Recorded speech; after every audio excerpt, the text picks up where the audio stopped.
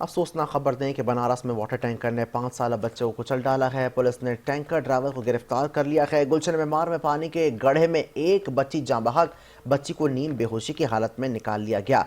पीराबाद के इलाके बनारस कॉलोनी मलंग होटल के करीब वाटर टैंकर के तले कुचले जाने वाले 5 साल बच्चे अरसलान जान से गया। पुलिस के मुताबिक बच्चा वालिद के साथ मोटरसाइकिल पर जा रहा था।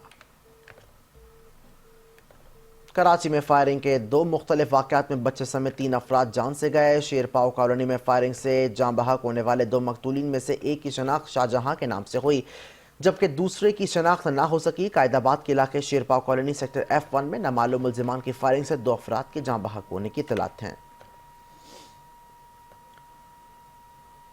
और शहर कायद के इलाके दरख्शां, सुखन और लियाकताबाद में चोरी और डकैती की 3 बड़ी वारदातों में नामालूम लुटेरे 2 करोड़ से जायद मालियत की रकूम और सोना लौट कर फरार हो गए हैं। साबिक रुकन कौमी असम्बली के बंगले का भी सफाया हो गया।